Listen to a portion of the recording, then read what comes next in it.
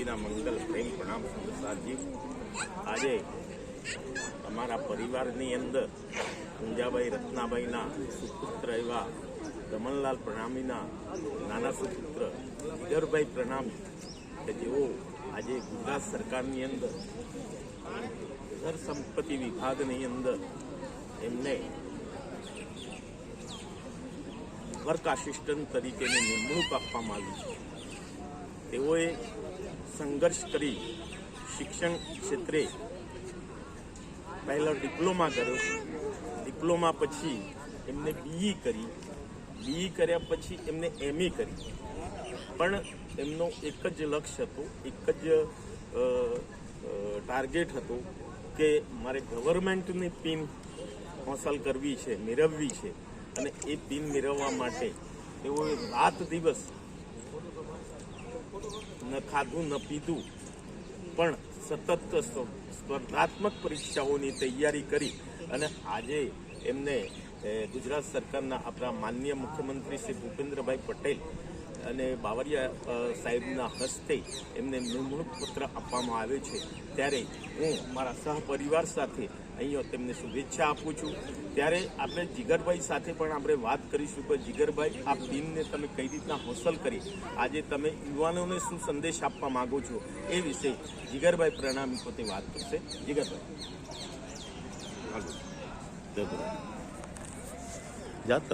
જીવનમાં ઘણો સંઘર્ષ કર્યો છે।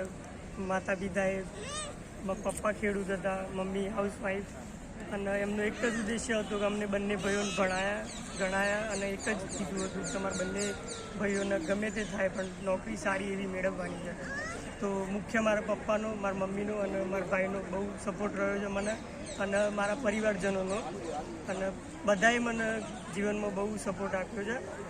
અને હું અત્યારે હાલ અહીંયા વર્ક 3માં સિલેક્શન પામ્યો તે બદલ દરેકનો હું આભારી માનું છું।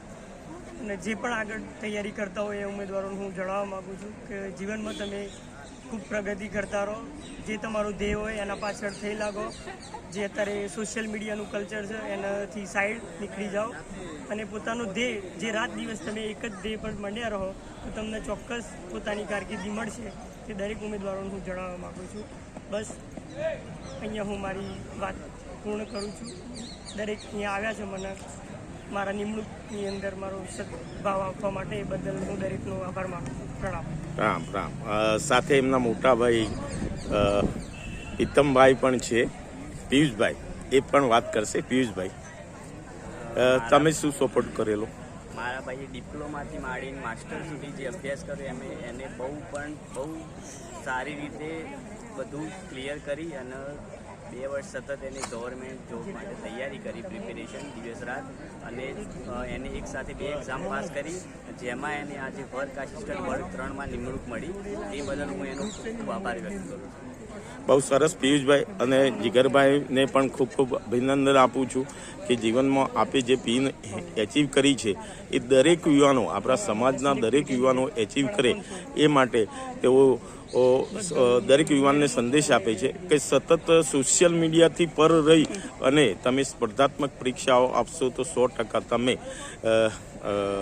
ગુજરાત ગવર્મેન્ટ, ભારત ગવર્મેન્ટની અંદર 100% જોબ મેળવી શકશો અને તમે આગળ વધી શકશો।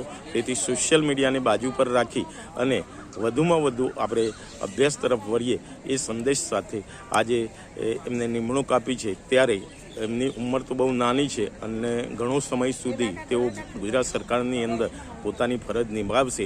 ત્યારે તેઓ ગરીબ, શોષિત અને પીડિત લોકોનો અવાજ બને અને ગરીબોનો જે પણ કોઈ એમના ટેબલ ઉપર આવે તેમનું કામ સત્વરે કરી આપે તેવી આશા સાથે હું ફરીથી જીગરભાઈ પ્રણામીને અભિનંદન આપું છું। તેમના પિતાશ્રી રમણભાઈ પ્રણામીને પણ અભિનંદન આપું છું। તેમના કાકાશ્રી જીવનલાલ અને એમના ધર્મપત્નીને પણ હું અભિનંદન આપું છું। સાથે સાથે તેમના પરિવાર, સગાવાલા અને દરેક મિત્રોએ જેમને પણ એમને સહકાર આપ્યો છે એ બદલ હું એક ફુવા તરીકે ફરીથી સૌનો આભાર માની અને મારી વાતને અહીંયા વિરામ આપું છું। ભારત માતા કી જય, વંદે માતરમ।